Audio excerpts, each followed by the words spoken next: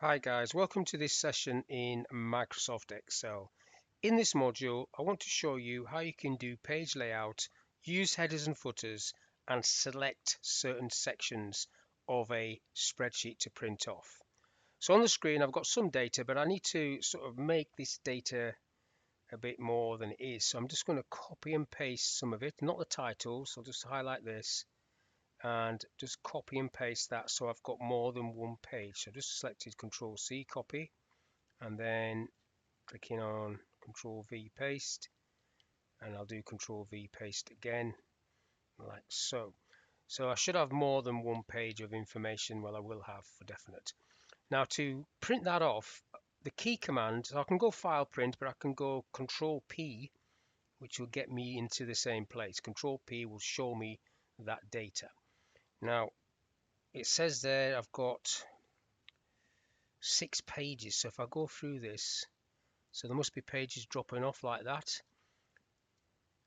Now I definitely don't want that. So what you can do is you can go into page setup down the bottom here, and I can either reduce the scale or I can go 1 page by 3 tall. Let's try that. You've got to be careful with this because sometimes it makes it too small. So click OK to that. I've now just got 3 pages, and if I just go through those pages, you can see that they're just there sitting like that. So this last page I want to be sitting in the middle, and I want the header and footer changing as well. So to do that, there's 2 ways to do it. I'll go through the page setup option first. Page setup, and we've just been in there. So margins, on the margins tab, you can tick these 2 boxes, which will make that last page sit in the middle, which is great. The header and footer though, what I say for the header will apply for the footer. You've got custom header, custom footer.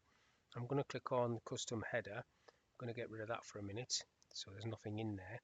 So in the left section, I'm going to type my first name. In the middle section, I'm going to put the date and time, which is this little calendar is the date. It'll say and date when you do it, and then and time, but when you click out of this, it'll give you the actual preview. And in the right section, I want the actual sheet name, which is that, and it'll say and tab, which is the code for that. If I click OK, you'll see the little preview there that I've just done. Look at the time there, and you've got the page 1 at the bottom. So I'm going to click OK to that. That's what I want. And then you see that move down, and you can see the header and footer like so. Now if I come back into my document, you can also get that sort of information, the header and footer, everything. If I go onto the View tab and select Page Layout View, not that one, Page Layout View, that one, you see the headers and footers there, and if you click into them, you get the same code. Now you get a tab on the ribbon with the same sort of features like that. If I click out of it, this is just like a Word document. Now you can just see how this sits like that. Now to get out of this, you need to go back to View and Normal. That brings it back to Normal View. If you click on Page Break View, this is telling you where the page breaks are.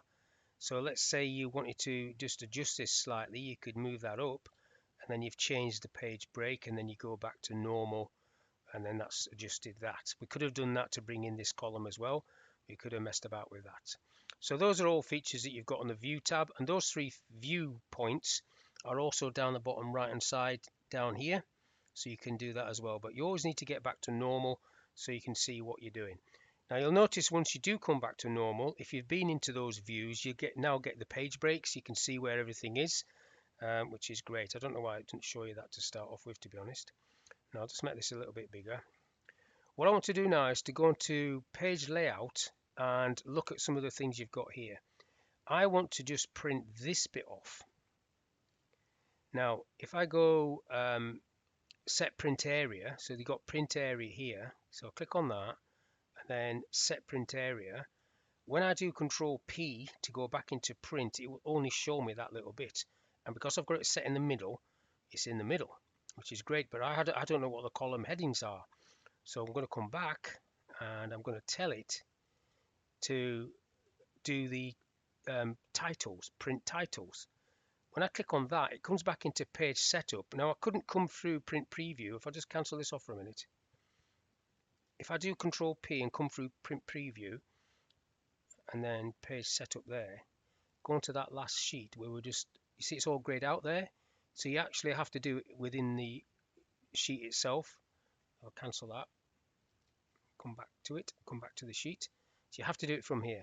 And what you're basically doing is you're telling it which rows to repeat at the top. So you click into this. So the titles and mine are on row 2. So I'm clicking on number 2 and it will put 2 with dollar signs like so. And then if I click OK to that and then do Control P for print, I now get the headers on there as well as it being centered horizontally and vertically. And if I come back again, I now want to clear that print. So where it says set print area, in there, you've got to clear that. And then if I do Control P, the titles are on that page. If I come down to the second page, they're on that page, and the middle page as well. So every page has got titles like so. There's a bit more detail on that last page now. It is centered though. You can see it there. And if I come back to that, back to our page hit there. So that's how you do set up your page layout for printing.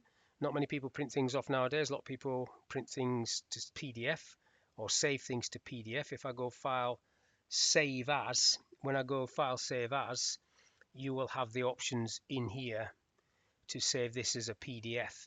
And then as a PDF, obviously, it's like all PDFs, you need the editor to edit it. There's PDF look, so that's the format.